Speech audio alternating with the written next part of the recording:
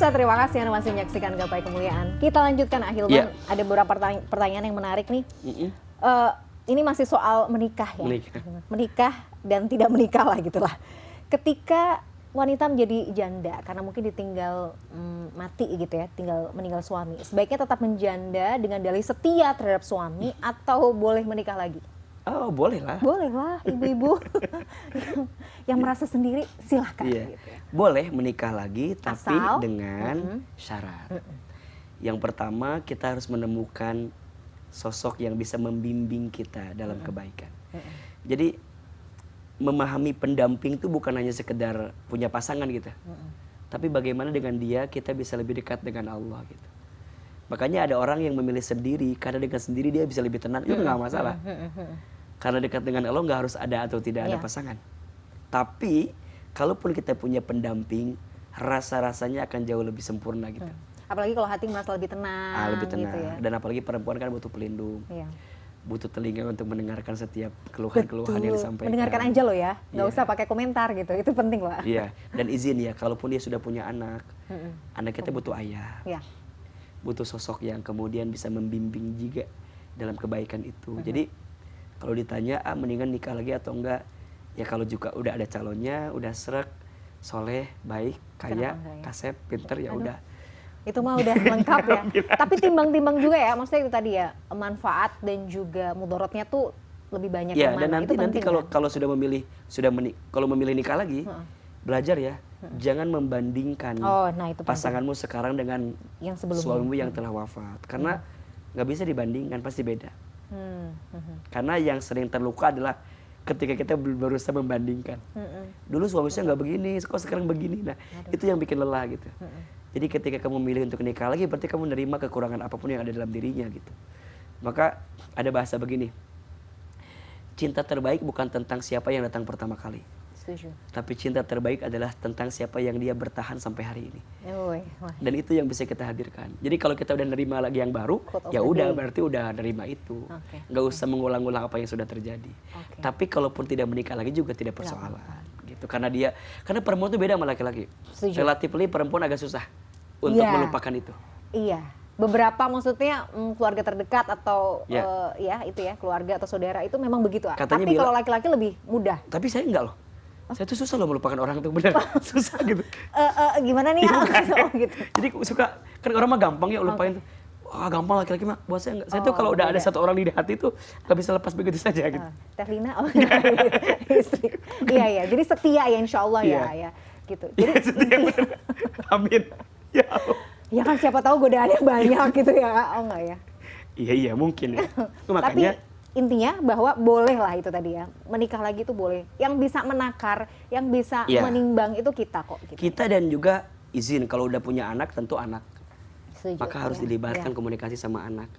Jadi makanya kalau mau ngedeketin seseorang yang sudah punya anak, jangan deketin dianya doang. Iya. Deketin anaknya kan. Bener nggak? Betul, harus ACC dulu. Iya. Kalau nggak tuh kadang repot ya kan Betul. ke belakangnya. Menarik. Karena khawatirnya ada sesuatu yang kurang pas lah di ujungnya gitu. Jadi ini tips dan trik aja ya. Oke. Kalau mau ngedeketin seseorang yang sudah Harus ke ya punya anak, ya deketin anaknya, senengin anaknya. Oke. Gitu. Oke, baik. Lanjut ke bahasan berikutnya. Oke. Tapi masih sih soal jodoh nih, Ahilman. Galau menanti jodoh. Nah, kadang-kadang itu gini, sebenarnya bukan galau ya, tapi mungkin ada beberapa, mungkin yang masih menanti jodoh yang tepat itu merasanya, saya kan punya standar tertentu lah untuk memilih. Yang namanya jodoh kan nggak main-main. Iya, benar, Pasangan ya kan, yang pengennya sehidup semati lah gitu, Ahilman. Cuman kan kadang-kadang tuh rigid gitu Iya. loh. Harus ini, harus itu, Iya. harus ini. Boleh. Kalau ada yang kurang pas, nggak mau kayaknya kurang ini. Jadinya lama. Iya. Orang melihatnya terlalu pilih-pilih deh. Gitu. Iya. Jadi baiknya gimana, kan memang kita tuh Iya. perlu untuk selektif. Tapi apakah memang nggak boleh terlalu over selektif juga? Oke. Pasnya gimana nih? Jadi begini, saat kamu sibuk memantapkan pasanganmu, kamu juga harus memantaskan dirimu. Banyak orang yang ngejar pengen mantapnya segini, tapi dia Iya. nggak pantas untuk ada di situ. Jadi gimana Ustadz? Ya udah, daripada sibuk mencari yang terbaik, sibuklah menjadi yang terbaik. Terbaik. Oke. Karena ketika kita sudah menjadi yang terbaik, maka Allah akan datangkan yang terbaik itu untuk diri kita. Tinggal sekarang bagaimana kita udah pada level memantaskan diri jadi yang terbaik apa belum? Karena ya kalau kalau bicara idealisme mas, semua kayaknya ya, maunya yang ideal kan. Iya, yang nggak ada cacatnya gitu ya, nggak ada kurangnya gak gitu. ada kurang. Tapi kan namanya manusia emang ada yang begitu. Makanya cinta itu jangan mencari yang sempurna, karena sampai kapanpun engkau tidak akan pernah bisa mendapatkannya. Tapi carilah orang yang bisa menyempurnakan ketidaksempurnaanmu. Itu yang akan menjadikan cintamu lebih sempurna. Buat apa kalau kamu mencari yang sempurna? Dua-duanya udah sempurna kok. Justru hadirnya aku untuk dirimu menyempurnakan ketidaksempurnaan dalam hidupmu. Dan hadirnya kamu untuk aku menyempurnakan apa yang kurang dalam hidupku. Nah itu. Makanya jangan mencari yang sempurna, tapi cari yang bisa mengerti dan memahami kehidupan kita. Itu poinnya. Itu poinnya. Makanya kalau beda nggak apa-apa. Kan kadang suka beda kan. Iya. Ini pendiam, ini ngomong terus. Ya saya juga awalnya tuh mikirnya gitu. Karena pengalaman pribadi ya, maksudnya tuh kadang tuh saya tuh maunya punya calon tuh yang mirip-mirip gitu, yang easy going, yang apa segala macam gitu ya.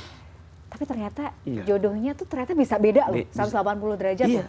Bahkan menurut saya pengalaman justru yang beda itu yang malah jadi bagus. Ya misalnya nih, Mbak Mila suka bicara. Misalnya ketemu sama kita yang suka bicara. Gimana berisiknya itu rumah? Karena dua-duanya bicara kan. Iya betul. Berarti harus ada orang yang mau dengar. Ada yang senang tampil, ada yang tersembunyi. Berarti masing-masing itu saling bisa menyempurnakan kebaikannya. Betul nggak? Betul, setuju. Jadi kalau ada pertanyaan, bagaimana cara memilih jodoh yang ideal bagi laki-laki atau perempuan yang masih melajang ini, Ahilman? Itu simpelnya gini aja. Temukan pasangan yang saat kamu bersamanya kamu bisa ngobrol dan bisa komunikasi bersama dengan dia tentang hidup. Itu. Ngobrol. Karena rumah tangga tuh menurut saya 70%-nya adalah ngobrol, komunikasi. Betul lagi. Iya. Kalau kita nggak bisa ketemu sama seseorang yang bisa komunikasi sama kita, aduh, agak repot. Carinya mungkin jadinya malah itu tadi ya, membuka peluang di luar. Dan ingat ya, malah. komunikasi bukan hanya ngobrol pakai dia, dengerin. Itu juga kemampuan komunikasi loh. Iya. Dia bisa paham gerak-gerik kita, dia bisa ngerti dan peka perasaan kita. Itu juga bentuk komunikasi gitu. Jadi kalau misalnya udah nggak bisa diajak ngobrol, nah itu. Ya makanya dari awal komitmennya adalah kamu siap nggak bersama berjalan dengan aku dalam apapun itu. Itu yang penting sih. Masya Allah. Jadi memilih jodoh itu tadi ya, yang enak diajak ngobrol. Ya, cari yang bisa nyambung untuk komunikasi dengan kita. Tahu kapan mendengarkan, tahu kapan mungkin harus merespon gitu ya. Betul, setuju. Masya Allah, setuju.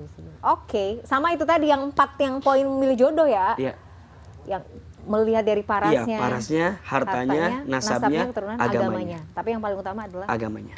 Nanti tinggal ditaker nih. Iya. Ya. Oke, kayaknya agamanya oke, tapi tampangnya B aja, nggak masalah gitu ya.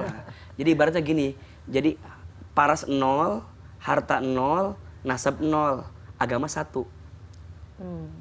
Jadi kalau agamanya udah ada 1 kan, ya kalau dia cakep 0, jadi 10 kan. Iya. Ya kayak juga lah 100. Bagus keturunannya 1000. Ya, tapi kalau semuanya ada, tapi agamanya kurang, nilainya berapa? Minus kali. 0 juga. So orang kalau dikasih harta nggak punya agama ya hartanya dipakai nggak baik. Dikasih wajah cakep tapi wajahnya nggak pakai agama yang baik, ujungnya jadi maksiat. Betul. Punya keturunan baik tapi nggak punya agama, akhlaknya jadi nggak beraturan. Iya. So udah, carilah orang yang bisa mendekatkanmu dengan Allah aja. Poinnya itu 4 poin tadi sama yang asik diajak ngobrol, bukan asik, yang mau diajak ngobrol. Masya Allah. Sudah akhirnya tuntas juga Hilmani pembahasan kita hari ini. Terima kasih atas ilmunya, memberikan pencerahan, memberikan manfaat bagi kita semua. Insya Allah nanti disambung lagi. Tema rumah tangga dan jodoh ini selalu jadi favorit kayaknya Hilman ya. Masya Allah. Terima kasih Hilman sudah hadir. Pemirsa, usai sudah perjumpaan kita kali ini dalam program Gapai Kemuliaan. Semoga kajian hari ini membawa manfaat, menjadikan wasilah bagi kita untuk menjadi hamba Allah yang jauh lebih bertakwa. Amin ya rabbal alamin. Semoga Allah mudahkan kita untuk senantiasa giat menuntut ilmu syar'i. Saya Meladia Rahma dan juga Ustadz Hilman Fauzi undur diri. Terima kasih atas perhatian Anda. Insya Allah kita akan jumpa lagi pada episode berikutnya. Wabillahi taufik wal hidayah. Wassalamualaikum warahmatullahi wabarakatuh. Waalaikumsalam warahmatullahi wabarakatuh.